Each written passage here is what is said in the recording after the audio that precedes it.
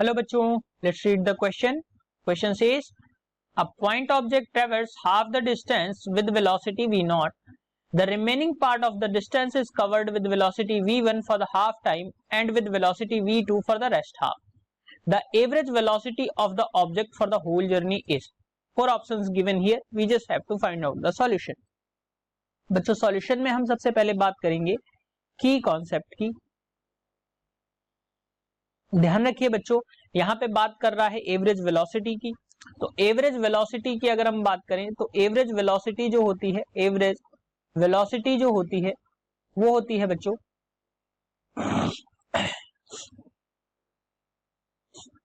Total displacement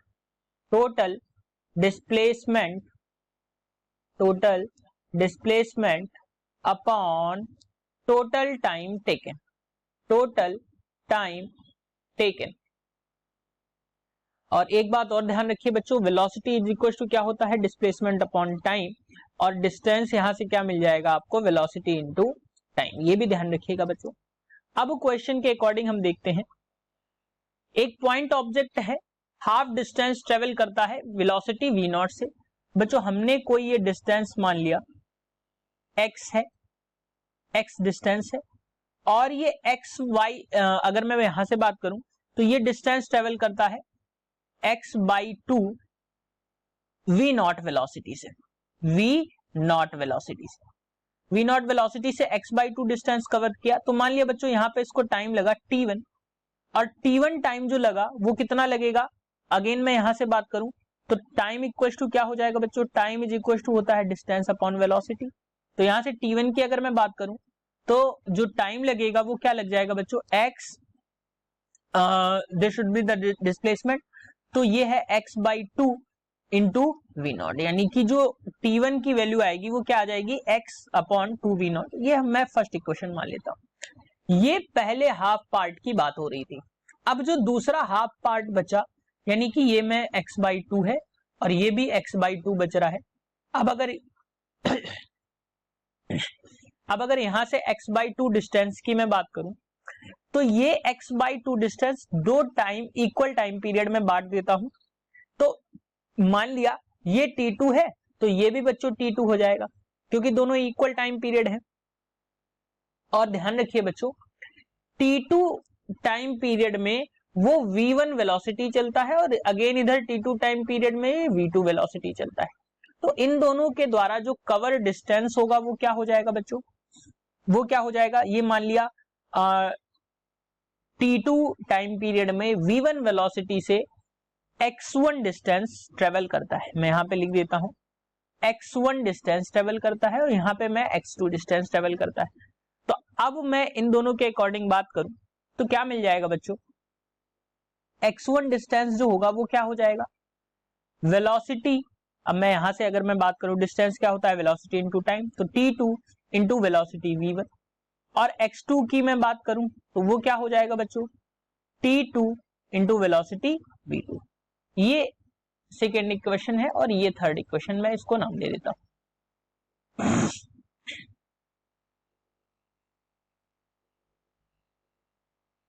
अब यहां से बच्चों एक रिलेशन और है कि अगर मैं x1 और x2 की बात करूं तो ये x बाई टू के बराबर है.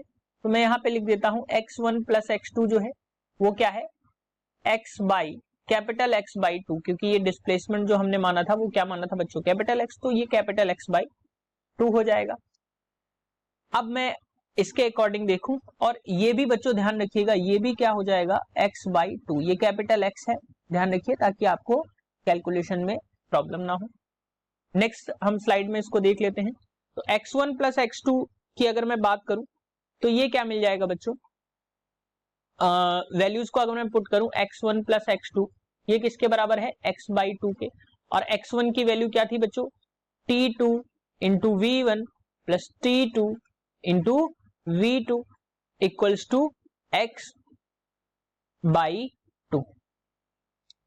यानी कि यहां से मैं बात करूं तो t2 इक्वल्स टू आपको क्या मिल जाएगा बच्चों, x upon to v1 plus v2, यानी कि x upon, it should be capital x, capital x माना है तो हम कैपिटल x ही रखेंगे. तो t2 की वैल्यू हमें क्या मिल गई बच्चों, 2, अपॉन v1 प्लस v2।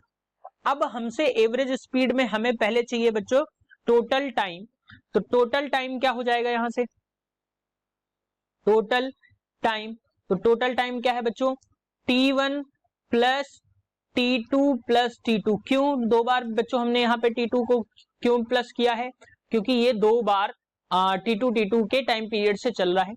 सो बच्चों यहां से अगर मैं बात करूं तो ये आ जाएगा t1 प्लस 2t2, दोनों की वैल्यूज को हम पुट करेंगे। t1 की वैल्यू कितनी थी बच्चों, यहां से मैं देखूं t1 की वैल्यू x/2 v0 के बराबर है, तो x/2 v0 प्लस यहां से मैं बात करूं तो ये क्या है x/2 v1 प्लस v2। सो यहाँ पे एक चीज और ध्यान रखिए बच्चों, ये 2 है तो 2 से 2 बच्चों यहाँ पे कैंसिल आउट हो जाएगा क्योंकि t2 में 2 का मल्टीप्लाई।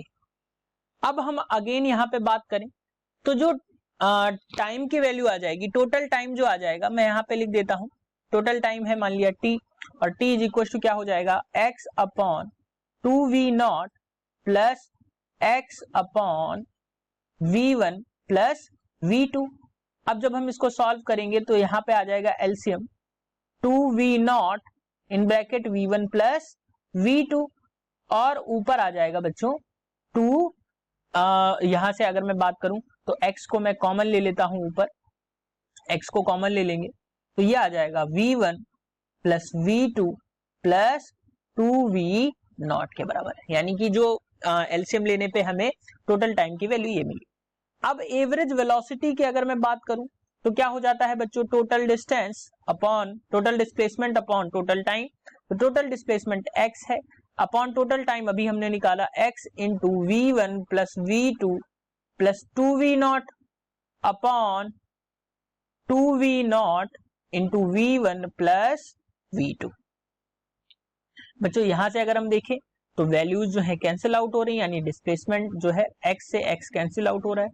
एवरेज वेलोसिटी जो रहेगी वो क्या रहेगी बच्चों, इसको इन्वर्स कर देंगे तो ये आ जाएगा 2v0 v1 plus v2 upon v1 plus v2 plus 2v0 के बराबर, यानी कि जो एवरेज वेलोसिटी हमें मिली वो क्या मिली बच्चों, 2v0 v1 plus v2 upon v1 plus v2 plus 2v0 के बराबर। अब बच्चों हम इसके अकॉर्डिंग ऑप्शंस को देखेंगे, option 3 is the correct answer for this question. Hope you understood it well, best of luck.